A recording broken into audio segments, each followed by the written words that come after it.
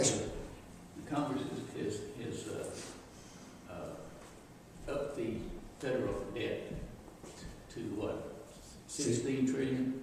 Well, it's authorized up to 16.4, it's about 15.2 now. Is that going to ever slow down?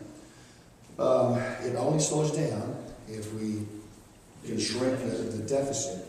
The budget that the House passed last year cut $6 trillion, $5.8 trillion in spending over the next 10 years. It still didn't balance the budget. Your debt quits going up when you want to break even or a balanced budget. Even that bill that we passed took 25 years to get the spending down to a level that makes sense. That's how bad off we are with the circumstances. There was another bill that I voted for that would balance the budget in 7 years.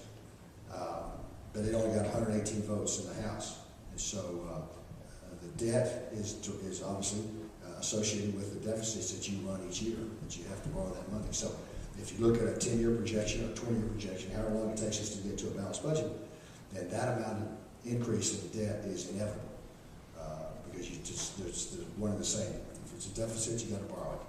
And this budget for 2012 included a $995 billion deficit for 2012. It may wind up being more than that. If it's more than that, that means the debt goes up. So, I've heard on television various comments relating to the Warren Buffett thing. Is it really true that if we started taxing the people that make more than $1 million a year at the 30% rate, that it'll affect the budget significantly? it would have a positive impact. I don't think of course it'd have a positive impact. But I mean, are there that many millionaires that really it's going to raise that much money compared to $16 trillion? No.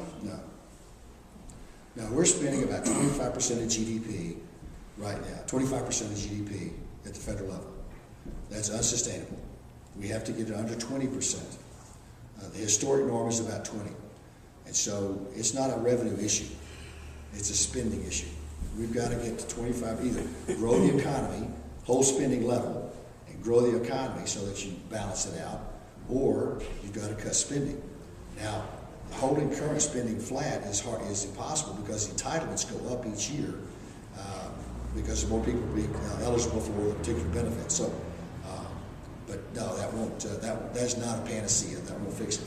The other thing that does is it will retard the growth in new businesses and new investments that we need to grow the economy. It's really about growing the economy. The interesting thing about the tax rates that are currently in effect, in 2005 and 6 and 7, we experienced double-digit increases year over year in federal revenues at the federal level, revenues at the federal level. The economy was booming, more people were working, and it was doing it. So the tax rates that are currently in effect will generate more revenue for the government if we can grow the economy. So it's not about the Warren Buffett issue. If he's feeling guilty about it, then hey, you can write a check. There's no limit. I mean, there's a minimum tax payment, but if you want to pay more, exactly. I don't see him stepping up. The Treasury Department has unlimited supply deposit slips. Send in his check. And thank you for your service, because it's got to be really, really hard to go to Washington, D.C. and do what you do and come out here and talk to all of us. And I want to say thank you because I watched your website and I listened to what you say and how you represent us, and I do appreciate it. Well, thank you. I appreciate it.